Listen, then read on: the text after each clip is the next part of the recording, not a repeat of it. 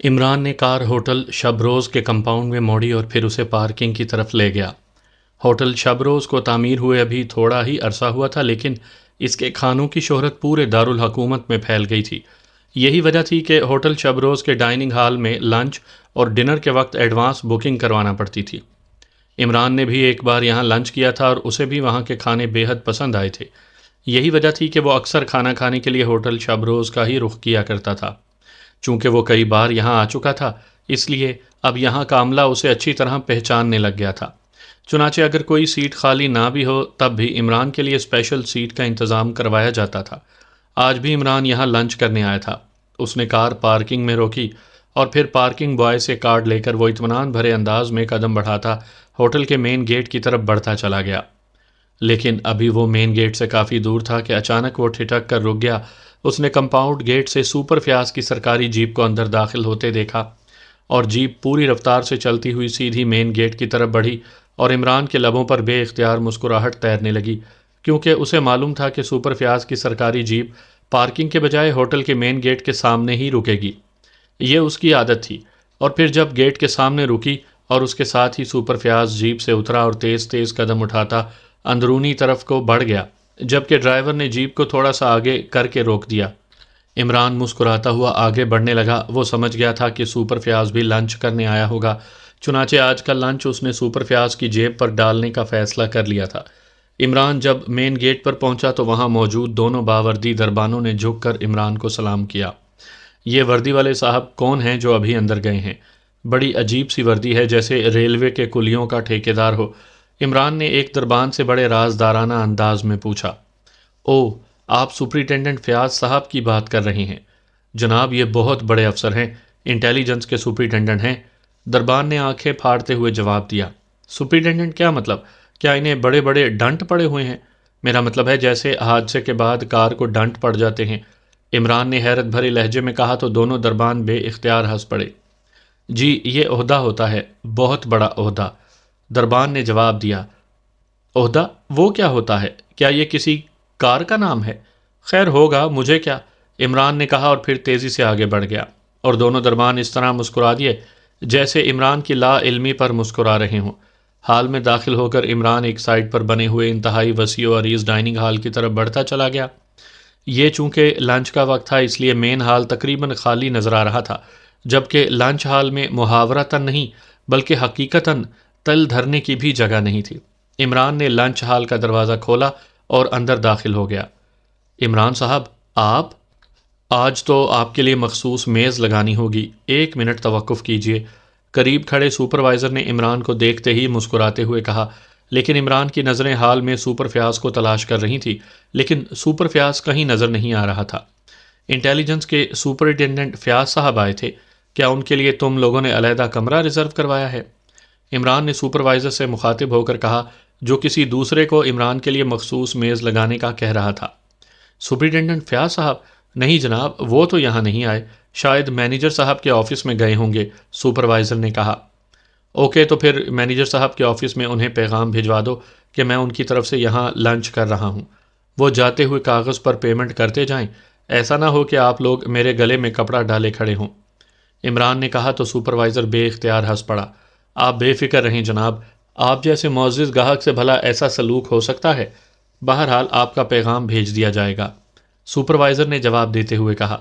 معزز گاہک بھی کہتے ہو اور جاتے ہوئے جیبوں میں موجود ساری عزت بھی نکال لیتے ہو، عمران نے کہا اور اس طرف کو بڑھ گیا جہاں اس کے لیے علیحدہ میز لگائی جا رہی تھی، اور سپروائزر بے اختیار ہنس پڑا۔ عمران نے کرسی پر بیٹھ کر ویٹر کے ہاتھ سے مینیو لیا اور اس پر نشانات لگانے شروع کر دیے۔ وہ ویٹر سلامت کہاں ہے؟ آج ہال میں نظر نہیں آ رہا، عمران نے نشان لگا کر مینیو واپس ویٹر کے ہاتھ میں دیتے ہوئے کہا۔ سلامت کا نوجوان بیٹا فوت ہو گیا ہے، وہ چھٹی پر ہے جناب، ویٹر نے انتہائی مؤدبانہ لہجے میں کہا۔ نوجوان بیٹا فوت ہو گیا ہے؟ او ویری بیڈ، انا للہ و انا الیہ راجعون، کیا ہوا تھا اسے؟ عمران نے انتہائی افسوس بھرے لہجے میں کہا۔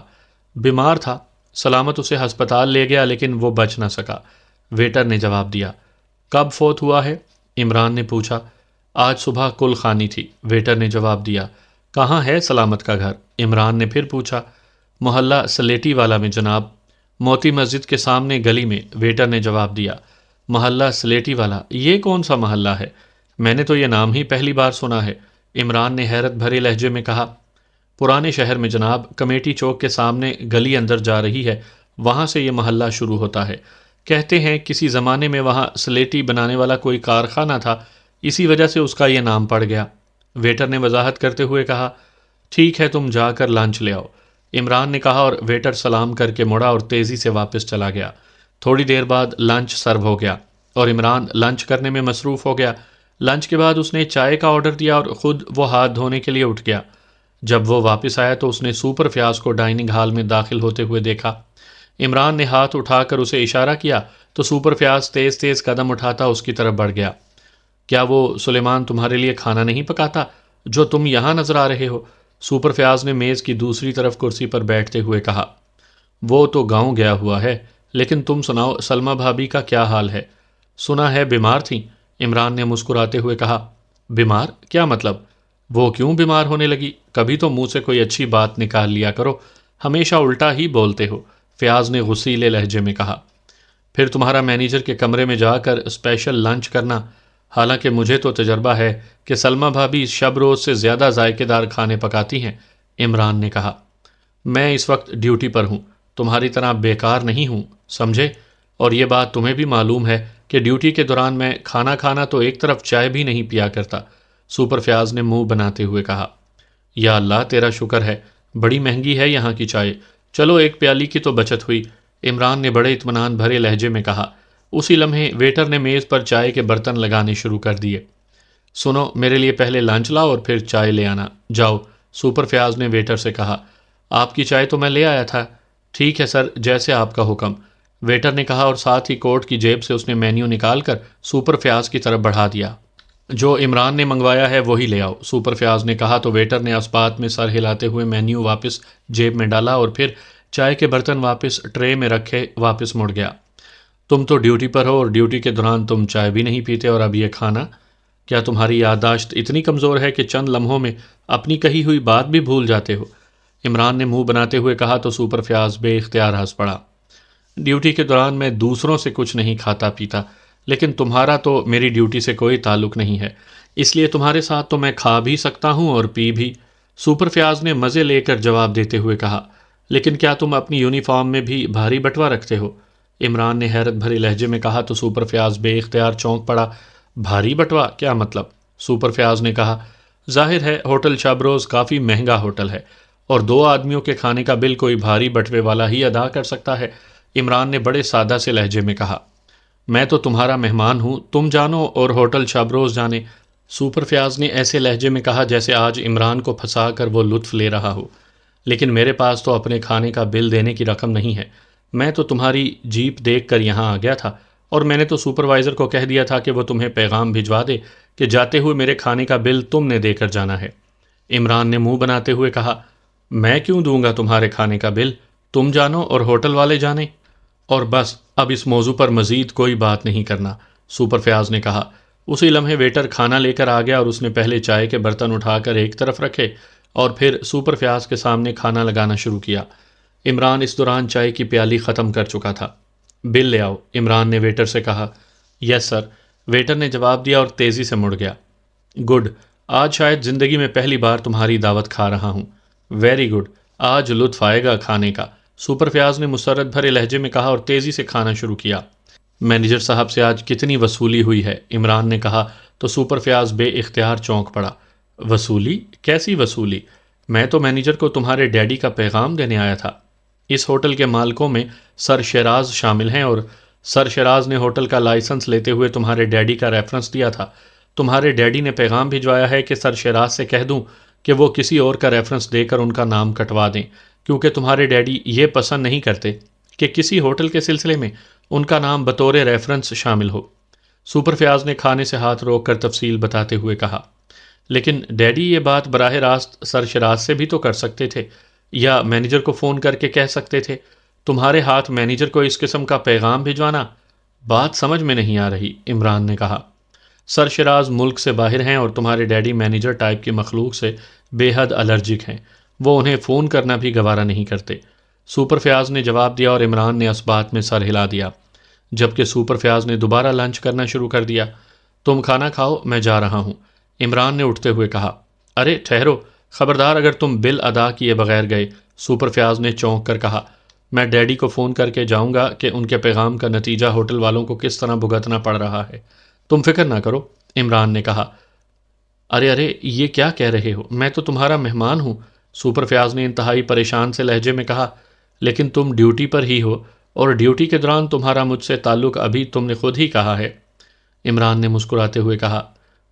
ٹھیک ہے، میں اپنا بل دے کر جاؤں گا، جاؤ دفع ہو جاؤ، سپر فیاض نے غصیلے لہجے میں کہا۔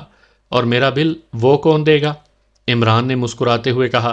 اپنے ڈیڈی سے کہو، وہ آ کر دیں گے، میں نے بھیک منگوں کا ٹھیکہ تو نہیں لے رکھا، سپر فیاض نے انتہائی غصیلے لہجے میں کہا۔ ویٹر، عمران نے ویٹر کو آواز دی تو ایک طرف کھڑا ہوا ویٹر تیزی سے قریب آیا۔ فون یہاں لے آؤ، عمران نے کہا۔ یس سر، ویٹر نے کہا اور واپس مڑ گیا۔ کیا مطلب، یہ تم نے فون کیوں منگوا لیا، سپر فیاض نے قدرے پریشان سے انداز میں کہا۔ تم اطمینان سے کھانا کھاؤ، میں نے ڈیڈی سے بات کرنی ہے تاکہ وہ میرا بل بھجوا دیں، عمران نے کہا۔ اسی لمحے ویٹر نے کارڈ لیس فون پیس لا کر عمران کے سامنے رکھ دیا۔ او، تم میرے بارے میں بھی بتاؤ گے؟ کیوں، فیاض نے ہونٹ چباتے ہوئے کہا۔ ظاہر ہے، آخر تم یہاں موجود ہو، عمران نے مسکراتے ہوئے کہا اور فون پیس اٹھانے لگا تھا کہ سپر فیاض نے جھپٹ کر فون پیس اٹھا لیا۔ جاؤ دفع ہو جاؤ، میں تمہارا بل بھی دے دوں گا، جاؤ، سپر فیاض نے کاٹ کھانے والے لہجے میں کہا۔ کھانا کھاتے وقت غصہ نہیں کرتے، ورنہ بزرگ کہتے ہیں کہ کھانا زہر بن جاتا ہے، اور میں نہیں چاہتا کہ سلمہ بھابھی نوجوانی میں بیوہ ہو جائے، اس لیے گھبراؤ نہیں، تمہارا بل بھی دے کر جاؤں گا، عمران نے مسکراتے ہوئے کہا اور تیز تیز قدم اٹھاتا ڈائننگ ہال سے نکل کر مین گیٹ کی طرف بڑھتا چلا گیا۔ تھوڑی دیر بعد اس کی کار تیزی سے پرانے شہر کی طرف بڑھی چلی جا رہی تھی۔ وہ ویٹر سلامت کے گھر جا رہا تھا تاکہ اس کے جوان بیٹے کی موت پر تعزیت کر سکے۔ تھوڑی دیر بعد وہ اس محلے میں پہنچ گیا اور پھر پوچھتے پچھاتے وہ موتی مسجد پہنچ گیا۔ اس کے بعد گلیاں بے حد تنگ تھیں، اس لیے اس نے کار وہیں ایک طرف چھوڑی اور پھر پیدل ہی آگے بڑھنے لگا۔ ایک دکاندار سے اس نے سلامت کے گھر کا پتہ معلوم کر لیا۔ چھوٹا سا پرانا گھر تھا، دروازے پر ٹاٹ کا پردہ لٹکا ہوا تھا، ساتھ ہی ایک چھوٹا سا کمرہ تھا جس کا دروازہ کھلا ہوا تھا اور اندر فرش پر بچھی ہوئی دری پر 4-5 آدمی بیٹھے تھے۔ عمران جیسے ہی وہاں پہنچا، اس نے ان آدمیوں کے درمیان سلامت کو بیٹھے دیکھ لیا۔ آپ صاحب، آپ اور یہاں؟ سلامت کی نظریں جیسے ہی عمران پر پڑیں تو وہ بے اختیار اٹھ کھڑا ہوا۔ اس کے چہرے پر ایسی حیرت تھی جیسے اسے اپنی آنکھوں پر یقین نہ آیا ہو۔ اس کے ساتھ موجود دوسرے آدمی بھی بے اختیار اٹھ کھڑے ہوئے۔ عمران نے جوتے اتارے اور پھر وہ بیٹھک میں داخل ہو گیا۔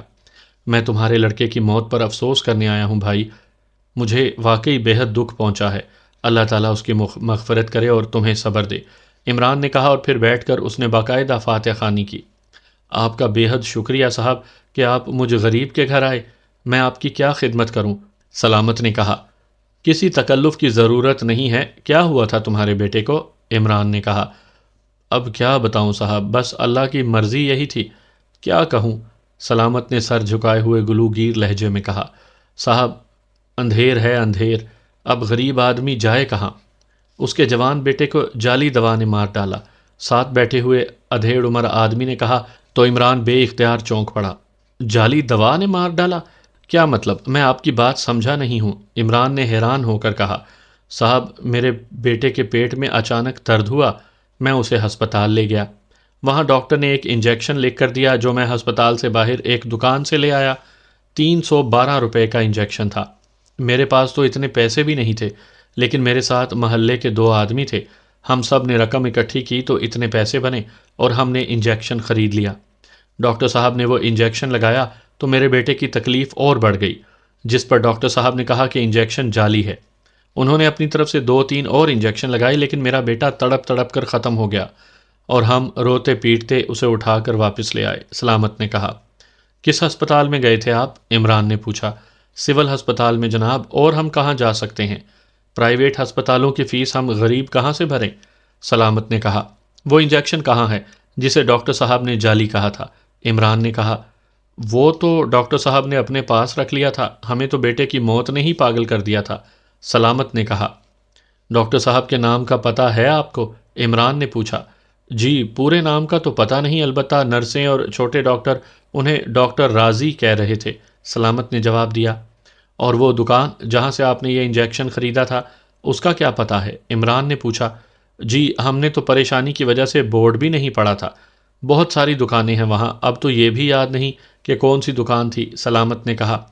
اس کا نام جناب پاکیشیا میڈیکل سٹور تھا، میرا بیٹا میرے ساتھ تھا، اس نے مجھے بتایا تھا، وہ 10ویں جماعت میں پڑھتا ہے، ایک آدمی نے کہا۔ ٹھیک ہے، اب مجھے اجازت، عمران نے کہا اور اٹھ کھڑا ہوا۔ آپ کی بہت مہربانی جناب، آپ نے ہم غریبوں پر مہربانی کی ہے، سلامت نے اٹھتے ہوئے کہا۔ ایسی کوئی بات نہیں، 1 منٹ میری بات سن لو، عمران نے کہا اور بیٹھک سے باہر آیا اور جوتے پہننے لگا۔ سلامت بھی اس کے پیچھے باہر آ گیا۔ کتنے بیٹے ہیں تمہارے؟ عمران نے پوچھا۔ 4 بیٹے ہیں، یہ سب سے چھوٹا تھا جناب، 7ویں جماعت میں پڑھ رہا تھا، سلامت نے کہا۔ یہ رقم رکھ لو، مجھے معلوم نہیں تھا ورنہ میں خاص طور پر لے آتا۔ عمران نے جیب سے چھوٹے نوٹوں کی ایک گڈی نکال کر سلامت کے ہاتھ میں رکھتے ہوئے کہا۔ او نہیں جناب، آپ نے خود یہاں آ کر پہلے ہی مجھ غریب پر بے حد مہربانی کی ہے، سلامت نے کہا۔ نہیں، یہ میں اپنی خوشی سے دے رہا ہوں، عمران نے کہا اور پھر اس کے کاندھے پر تھپکی دے کر وہ تیز تیز قدم اٹھاتا آگے بڑھ گیا۔ اس کے دماغ میں دھماکے سے ہو رہے تھے، اسے یقین نہیں آ رہا تھا کہ انجیکشن جعلی بھی ہو سکتا ہے۔ وہ اب فوری طور پر پہلے اس ڈاکٹر رازی سے ملنا چاہتا تھا۔ تھوڑی دیر بعد اس کی کار سول ہسپتال کی طرف بڑھی چلی جا رہی تھی۔ وہاں سے اسے معلوم ہوا کہ ڈاکٹر رازی صاحب آج چھٹی پر ہیں، اس لیے ان سے گھر پر ملاقات ہو سکتی ہے۔ ان کا گھر ہسپتال کی حدود میں ہی تھا، اس لیے ایک آدمی سے پتہ پوچھ کر عمران اس طرف کو بڑھ گیا جہاں ڈاکٹر رازی کی رہائش گاہ تھی۔ یہ چھوٹی سی کوٹھی تھی، باہر ڈاکٹر رازی کے نام کی پلیٹ بھی موجود تھی۔ عمران نے کال بیل کا بٹن پریس کیا تو تھوڑی دیر بعد دروازہ کھلا اور ایک نوجوان باہر آ گیا۔ جی صاحب، نوجوان نے عمران کو دیکھتے ہوئے کہا۔ لباس سے وہ ملازم ہی لگ رہا تھا۔ ڈاکٹر رازی صاحب ہیں گھر پر؟ عمران نے پوچھا۔ جی ہاں، نوجوان نے جواب دیا۔ انہیں کہو کہ سینٹرل انٹیلیجنس کے اسسٹنٹ ڈائریکٹر ان سے ملنے آئے ہیں، عمران نے کہا۔ او صاحب آئیے صاحب، میں ڈرائنگ روم کھول دیتا ہوں، ملازم نے انٹیلیجنس کا نام سنتے ہی گھبرائے ہوئے لہجے میں کہا اور پھر وہ عمران کو ساتھ لے کر ایک چھوٹے سے ڈرائنگ روم میں آ گیا۔ تشریف رکھیں، میں ڈاکٹر صاحب کو اطلاع کرتا ہوں، ملازم نے کہا اور عمران سر ہلاتا ہوا صوفے پر بیٹھ گیا۔ ڈرائنگ روم کی حالت بتا رہی تھی کہ ڈاکٹر رازی صاحب کا تعلق متوسط طبقے سے ہی ہے۔ چند لمحوں بعد دروازہ کھلا اور ایک ادھیڑ عمر آدمی اندر داخل ہوا تو عمران اٹھ کر کھڑا ہوا۔ میرا نام ڈاکٹر رازی ہے، آنے والے نے قدرے پریشان سے لہجے میں کہا۔ میرا نام علی عمران ہے جناب، اور میرا تعلق انٹیلیجنس سے ہے، عمران نے اپنا اصل نام بتاتے ہوئے کہا۔ جی مجھے ملازم نے بتایا ہے، لیکن میرے ساتھ انٹیلیجنس کا کیا تعلق پیدا ہو گیا، میں تو پریشان ہو گیا ہوں، ڈاکٹر رازی نے کہا۔ آپ سول ہسپتال میں تعینات ہیں؟ ہوٹل شبروز کے ایک ویٹر سلامت کے بیٹے کے پیٹ میں تکلیف تھی، اسے سول ہسپتال لایا گیا، آپ ڈیوٹی پر تھے، آپ نے ایک انجیکشن لکھ کر دیا کہ وہ یہ انجیکشن لے آئے، وہ لے آیا، آپ نے اسے لگایا جس پر مریض کی تکلیف بڑھ گئی اور آپ نے کہا کہ انجیکشن جعلی ہے، پھر آپ نے اپنی طرف سے بھی 3 انجیکشن لگائے لیکن وہ لڑکا نہ بچ سکا۔ ہوٹل شبروز کے مالک سر شیراز ہیں، انہیں جب اس بات کی اطلاع ملی تو انہوں نے سینٹرل انٹیلیجنس کے ڈائریکٹر جنرل صاحب کو شکایت کی، انہوں نے میری ڈیوٹی لگائی کہ میں اصل حالات معلوم کروں، چنانچہ میں آپ کے پاس حاضر ہو گیا۔ اب آپ مجھے بتائیں کہ وہ کون سا انجیکشن تھا اور کس طرح جعلی تھا، ایک بات، اور دوسری بات یہ کہ سول ہسپتال میں تو باقاعدہ ادویات حکومت کی طرف سے سپلائی کی جاتی ہیں، پھر آپ نے اس ویٹر کو کیوں کہا کہ انجیکشن باہر سے لایا جائے؟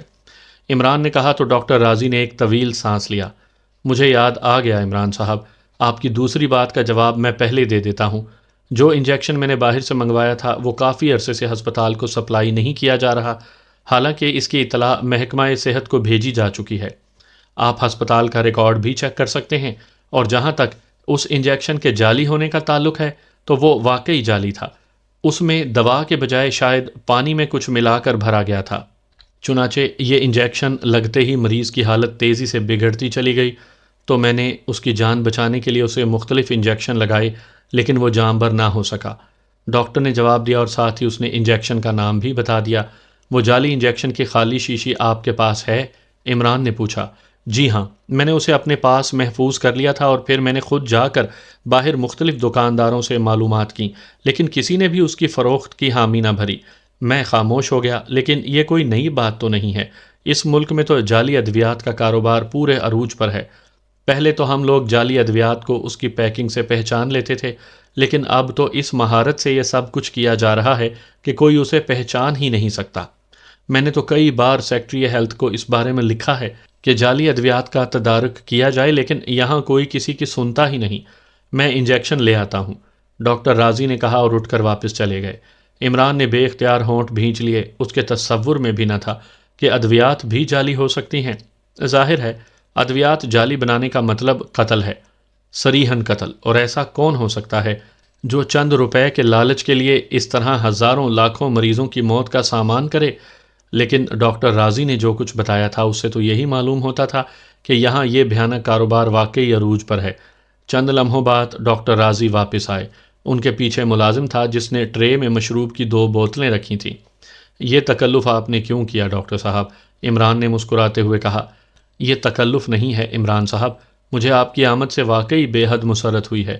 کاش آپ اس خوفناک قتل عام کو کسی طرح روک سکیں جو یہاں کے تاجروں نے جعلی ادویات تیار کر کے شروع کر رکھا ہے۔ آپ یقین کریں، شاید اتنے مریض بیماریوں سے نہیں مرتے ہوں گے جتنے جعلی ادویات سے مرتے ہیں، لیکن یہ بہت خوفناک مافیا ہے۔ ہم لوگ تو ویسے بھی ڈر کے مارے زیادہ کچھ نہیں کر سکتے، ڈاکٹر راضی نے کہا، اور ساتھ ہی اس نے ہاتھ میں پکڑے ہوئے انجیکشن کی خالی شیشی عمران کی طرف بڑھا دی۔ آپ نے کس طرح اندازہ لگایا کہ یہ جعلی ہے؟ عمران نے انجیکشن لے کر اسے غور سے دیکھتے ہوئے کہا۔ اس پر کمپنی کا نام غلط چھپا ہوا ہے۔ اصل کمپنی کا نام نیشنل ڈرگ ہے، لیکن اس میں نیشنل کی جگہ میشنل ڈرگ لکھا ہے، یعنی این کی جگہ ایم لکھا ہے۔ باقی اس کا رنگ، ڈیزائن اور بوتل کا سائز سب کچھ ویسا ہی ہے، اور یہ بھی اس وقت مجھے پتا چلا جب میں نے اسے بغور دیکھا، ورنہ پہلے تو مجھے اس کا خیال بھی نہ آیا تھا۔ ویسے انجیکشن لگانے کے بعد اس کا جو ری ایکشن ہوا اس سے بھی مجھے پتا چل گیا تھا کہ یہ جعلی ہے، ڈاکٹر راضی نے کہا۔ لیکن انہیں این کی جگہ ایم کرنے کی کیا ضرورت تھی؟ وہ جب ہر چیز کی نقل کر سکتے ہیں تو اس کی بھی نقل کر سکتے ہیں، عمران نے کہا۔ میں تو اس بارے میں کچھ کہہ نہیں سکتا، ہو سکتا ہے کہ ان کی کوئی مجبوری ہو یا انہیں اس کمپنی سے کوئی خطرہ ہو، ڈاکٹر راضی نے کہا، تو عمران نے اسبات میں سر ہلا دیا اور انجیکشن کی شیشی جیب میں ڈال لی۔ میڈیکل سٹوروں پر آؤٹ آف ڈیٹ، میرا مطلب ہے ایکسپائری ادویات کی چیکنگ کے لیے حکومت کی طرف سے باقاعدہ ڈرگ انسپیکٹر مقرر ہے۔ کیا وہ چیکنگ نہیں کرتے؟ کیا انہیں ان جعلی ادویات کا علم نہیں ہوتا؟ عمران نے کہا۔ میں اس بارے میں کچھ کہنا نہیں چاہتا کیونکہ آپ سرکاری آدمی ہیں، بس اتنا کہہ سکتا ہوں کہ اگر وہ فرض شناسی سے کام کریں تو یہ جعلی ادویات کیسے اس طرح کھلے عام فروخت ہو سکتی ہیں، ڈاکٹر راضی نے کہا، اور عمران نے اس بات میں سر ہلا دیا۔